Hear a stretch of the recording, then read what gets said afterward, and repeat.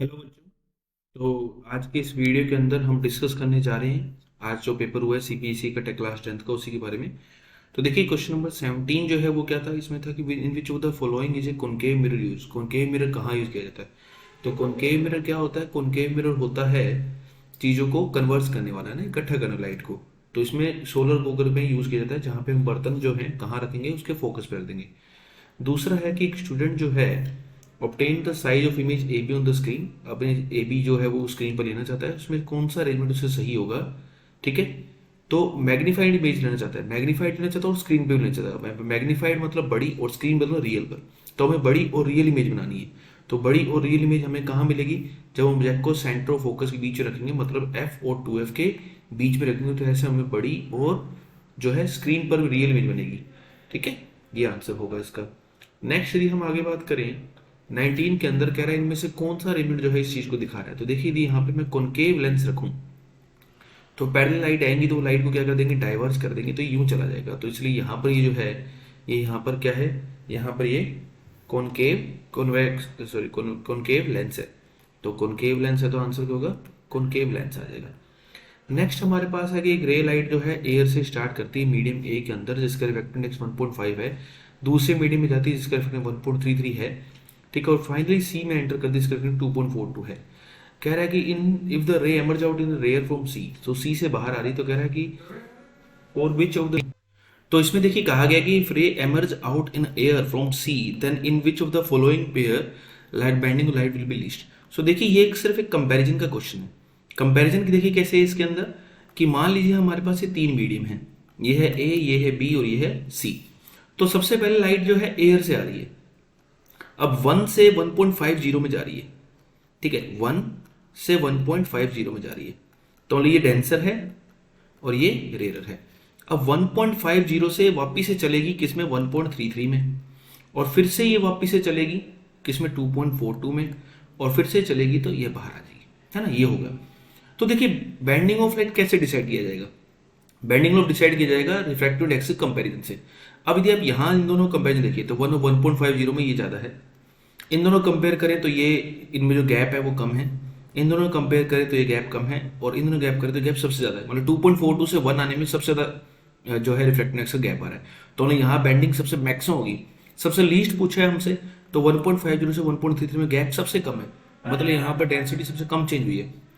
तो इसलिए हमारा आंसर क्या होगा, ए से बी जाते समय। तो ए से बी जाते समय हमारा आंसर होगा। नेक्स्ट से बोला गया है विच of the following statement is not true for the scattering of light. इनमें से कौन सा स्टेटमेंट स्कैटरिंग के लिए सही नहीं है? तो कह रहे हैं जो लाइट स्कैटर होती है depends on the size of the particle, ये डिपेंड करता है। ठीक है, क्योंकि इसमें शर्त होती है कि जो पार्टिकल का साइज है वो लैम्डा से या तो बहुत छोटा है, अप्रोक्सीमेट इक्वल होना चाहिए।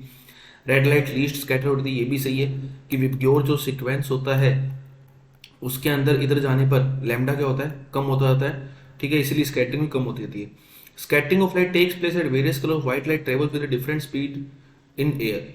इसमें क्या बोलोगे, स्कैटरिंग लाइट जो है वो होती है अलग अलग कलर के अंदर व्हाइट लाइट की, क्योंकि उनकी हर किसी की अलग अलग स्पीड होती है, तो ये भी सही है।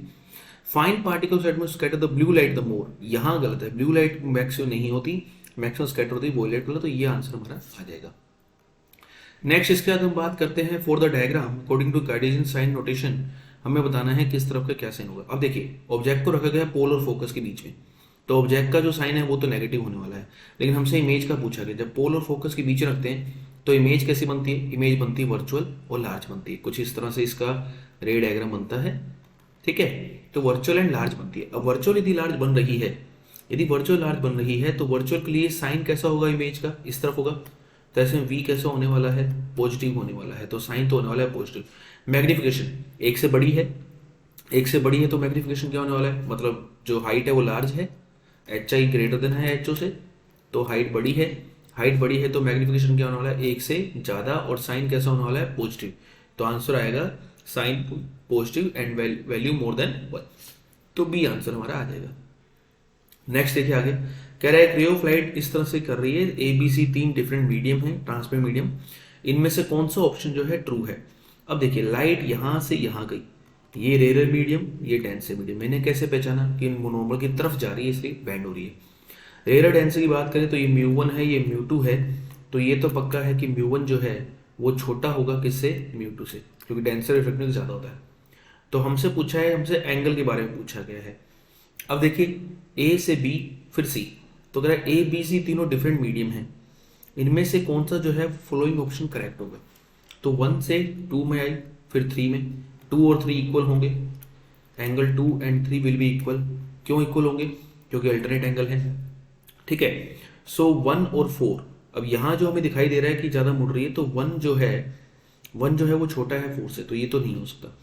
नेक्स्ट आ रहा है 1 जो है वो 2 से छोटा है, नहीं, देखिए लाइट इसके पास गई है तो 2 छोटा है, ठीक है। 3 और 2 इक्वल है, यस 3 और 2 इक्वल है बिकॉज ऑफ अल्टरनेट एंगल, मतलब इसमें आपको फिजिक्स की जरूरत नहीं, मैथ से ही होता, अल्टरनेट एंगल कहाँ इक्वल है। मैं से वापस से डायग्राम बनाया तो ये जो है कुछ इस तरह से है, लाइट यूं आ रही है हमारे पास, फिर यूं गई और फिर यूं चली गई, तो ये एंगल 2 है, ये एंगल 3 है, तो ये दोनों अल्टरनेट एंगल होने के कारण क्या होंगे, दोनों इक्वल होंगे। नेक्स्ट देखिए हमारे पास क्या है कि इनमें से x and y and the colour spectrum of white light, तो x और y किसको रिप्रेजेंट कर रहे हैं। अब देखिए इस डायग्राम को अपने अपने में उल्टा करके पढ़ा हो, तो हमें इसे उल्टा ही बना लेते हैं ना। तो व्हाइट लाइट यहाँ आती है और इस तरह से जो है वो कलर बढ़ जाएंगे, मान लीजिए। तो सबसे ऊपर कौन सा कलर होता है, रेड, और सबसे नीचे कौन सा कलर होता है, सबसे नीचे कलर होता है प्योर, है ना, ठीक है। तो ये हमारे व्हाइट लाइट आ रही है, ये हमारे व्हाइट लाइट जा रही है। फिर इसके सबसे ऊपर मैंने कौन सा कलर कहा था, रेड, तो वाई कलर कौन सा है, रेड, और एक्स कलर कौन सा है, वॉयलेट है, ठीक है। सो हमें बोला गया कि colour of the sky seen from the colour of the danger, I think इसके ऑप्शन और ये दोनों मैच नहीं कर रहे। ये क्या कह रहा है कि in the diagram given X and Y are the colours of spectrum of white light, ठीक है। तो वाई कौन सा रिप्रेजेंट कर रहा है, तो वाई जो है वो रेड कलर रिप्रेजेंट कर रहा है, तो colour of sky as seen, नहीं ये ब्लू है। Colour of sky as seen from the moon, नहीं ये ब्लैक है, ठीक है। Colour use to paint the danger signal, yes इसने इनडायरेक्टली क्वेश्चन पूछा, डेंजर सिग्नल में कौन सा कलर आता है, रेड कलर, तो हमारा ये आंसर आ जाएगा सी, ओके। नेक्स्ट इसका क्या आता है, नेक्स्ट इसका आता है if the lens covers the sun rays at 20 centimetre away from the optical centre the power of the lens. अब देखिए कन्वर्ज कर रहा लाइट को, इसका मतलब कन्वर्जिंग लेंस है, कन्वर्जिंग लेंस से मतलब लाइट ऐसे आ रही है और यहाँ इकट्ठी हो रही है 20 सेंटीमीटर पर, तो इसकी फोकल लेंथ कितनी है, 20 सेंटीमीटर है, तो इसकी पावर कितनी होगी, 100 बाई एफ के अकॉर्डिंग 100 बाई 20, मतलब 5 डायोप्टर हो जाएगी, तो पावर होगी +5 डायोप्टर। कह रहा है radius of curvature of converging mirror कितनी है, 30 सेंटीमीटर है। कह रहा है कि ऑब्जेक्ट को वर्चुअल इमेज बनानी है, ठीक है, कहाँ रखें। अब देखिए रेडियस ऑफ कर्वेचर 30 है, तो सेंट फोकस कितने पे होगा, फोकस होगा 15 पे, कैसे, r/2 से, है ना। तो ऑब्जेक्ट को रखना पड़ेगा पोल और फोकस के बीच में, तो 0 और 15 के बीच में रखना पड़ेगा, तो 0 से 15 के बीच में जो आंसर है हमारा वही आंसर आ जाएगा। नेक्स्ट कह रहा है हमारे पास कि लेंथ ऑफ द स्मॉल इंटेंस इन डियर इज मोर, इसे को थोड़ा सा लिखते हैं, यस ठीक है, is more as compare to the length of the small इंटेंस as a tiger. The reason क्या कह रहा है कि इसमें जो लेंथ है स्मॉल इंटेंस, मतलब कम चमक का जो हिरन है, डियर है, इज मोर, लेंथ उसकी ज़्यादा है, is more as compare to length of the small इंटेंस ऑफ ए टाइगर, ठीक है। टाइगर, इसका कारण क्या है कि mode of intake of food, ये बायो का क्वेश्चन है तो इसे हम छोड़ते हैं, लीव करते हैं। नेक्स्ट देखिए हमारे पास क्या आता है, नेक्स्ट आता है आइडेंटिफाई द 2 कंपोनेंट्स ऑफ, ये भी हमें बायो का क्वेश्चन है, इसे भी छोड़ते हैं, ठीक है। नेक्स्ट देखिए क्या आता है, एक कन्वर्जिंग लेंस है जिसमें 3 टाइम मैग्नीफाइड इमेज बन रही है। अब देखिए इसका सीधा सीधा एक शॉर्टकट है, ठीक है, तो f into n plus minus 1/n, ये आप याद रखें।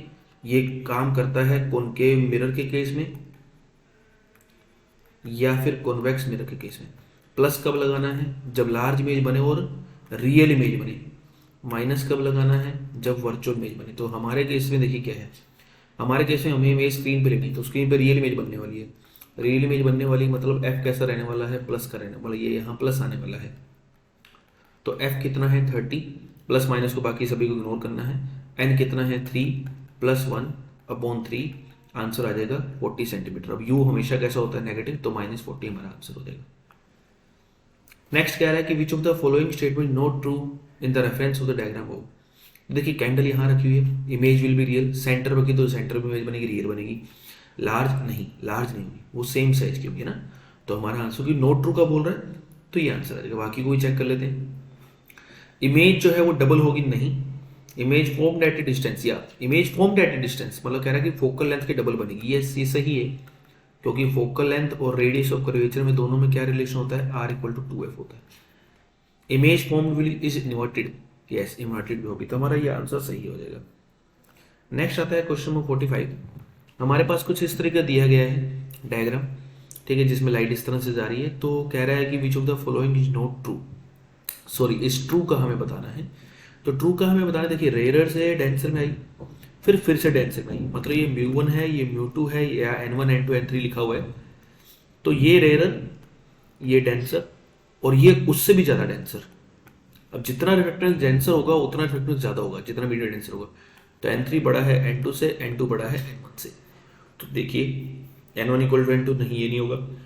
n1 बड़ा है n2 से, ये भी नहीं होगा। n2 is greater than n3, ये भी नहीं होगा। n3 greater than n1, yes this is our answer. Okay, next हम बात करते हैं कि refractive index of a medium A is 1.5 and medium B is 1.3। Speed of इतनी है, तो बताइए speed of light in medium A and B respectively. So देखिए म्यू का फॉर्मूला क्या होता है, c बाई वी होता है। तो 1.5 को मैं 3/2 लिख देता हूँ।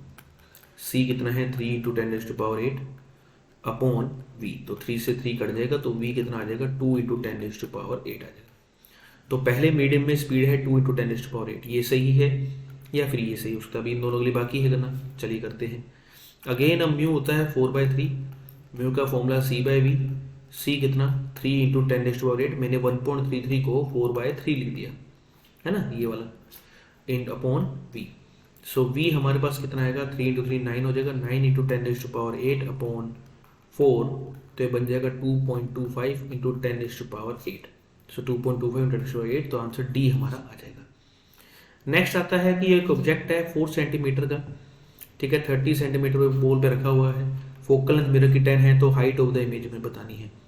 अब देखिए इसको भी आप दूसरे तरीके से भी कर सकते हैं, दोनों से कोई भी तरीका के लिए। डाइवर्जिंग मिरर है, डाइवर्जिंग मिरर है तो मतलब कौन सा मिरर है, कॉन्वेक्स मिरर है, तो फोकल लेंथ क्या होने वाली है, प्लस की रहने वाली है, तो फोकल लेंथ प्लस की 10 रहने वाली है।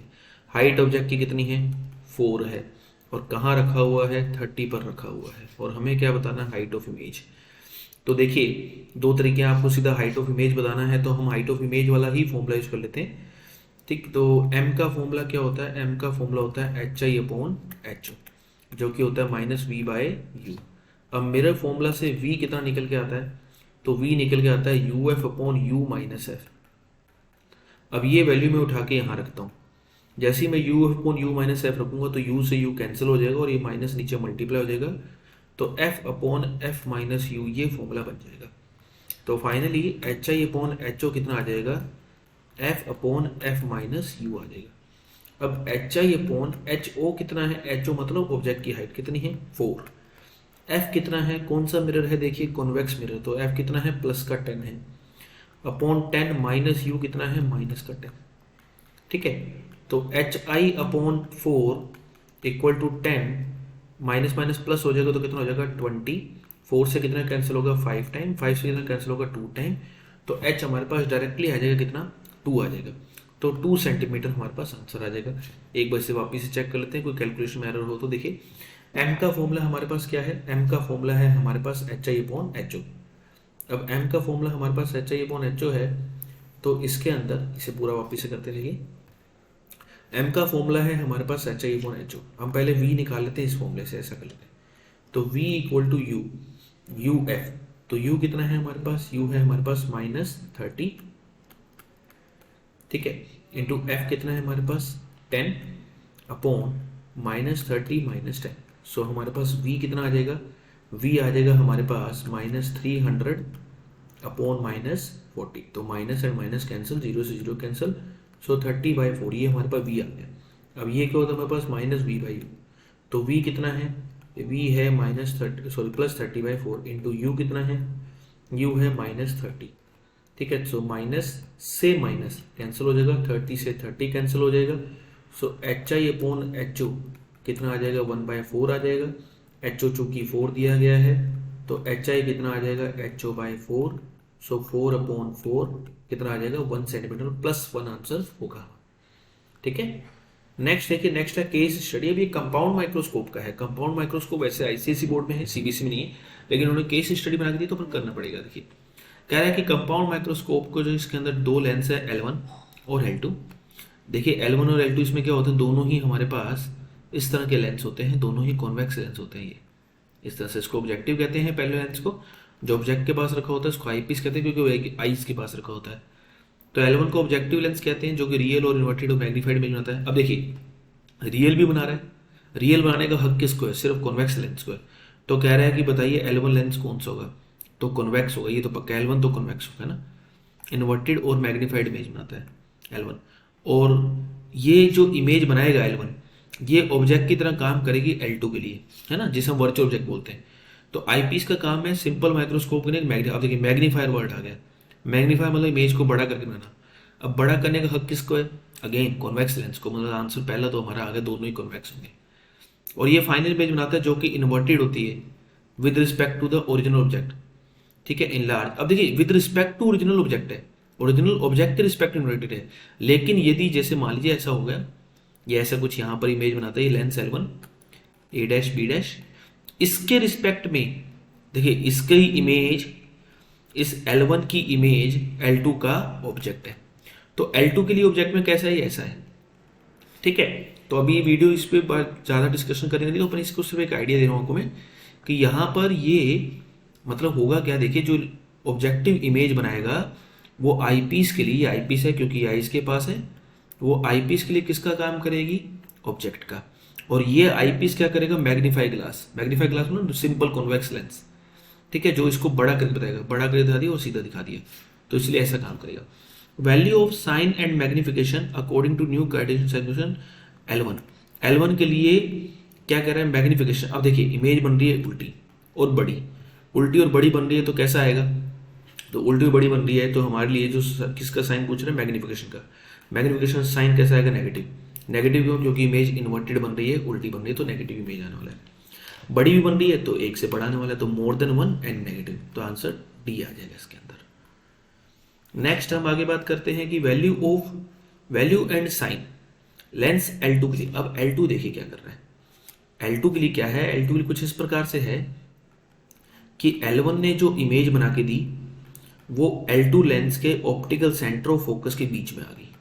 ये वो इमेज है जो L1 ने बना के दी थी, ठीक है। और अब ये क्या करेगा, अब ये इस इमेज की एक बड़ी और वर्चुअल इमेज यहां बना देगा ऐसे। तो इसके लिए कह रहा है वैल्यू ऑफ साइन, ठीक है। अब देखिए वैल्यू साइन, अब आपको ये ना भी पता हो ना तो भी पता चल जाता कैसे। तो देखिए इसमें क्या लिखा है, द आईपीस सिंपल माइक्रोस्कोप की तरह काम करता है, मैग्नीफाई इमेज, बड़ी इमेज बनाता है। तो बड़ी इमेज बना रहा है तो कैसी बनाएगा, m तो एक से बड़ा होने वाला है, तो m एक से बड़ा यहाँ भी है, m एक से बड़ा यहाँ भी है। लेकिन इसके रिस्पेक्ट में इमेज कैसी, सीधी, तो इसलिए कैसा आएगा, पॉजिटिव। तो मोर than 1 and positive.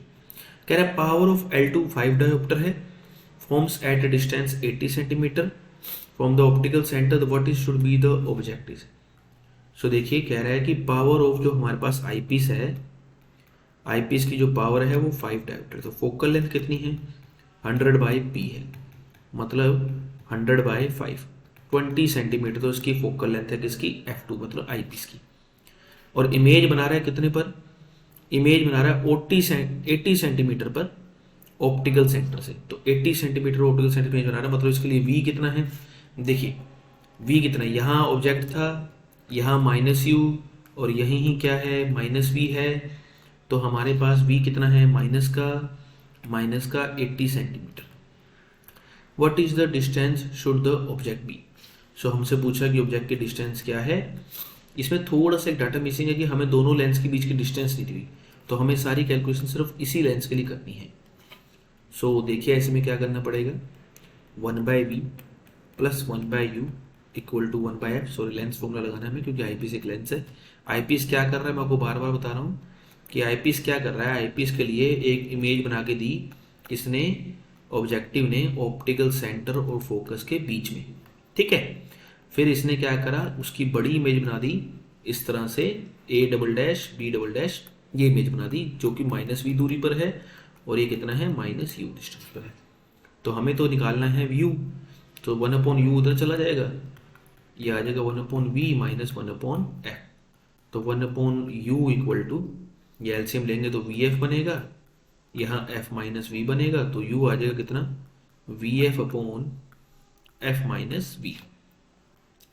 So u equal to V F, V कितना है -80, एफ कितना है देखिए, एफ आपको दिया गया है 20, 20 minus minus 80, so u equal to कितना आ जाएगा, माइनस का 1600, माइनस माइनस प्लस हो जाएगा, अपॉन 100 हो जाएगा, zero zero zero zero cancel हो जाएगा, तो आंसर आएगा -16। ठीक है, तो जो कि +16 हमें आंसर देना पड़ेगा, तो हमारा आंसर होगा ये। सो ये थे हमारा सारा पेपर। होप आप सभी का पेपर बहुत अच्छा हुआ होगा। So thank you, have a nice day.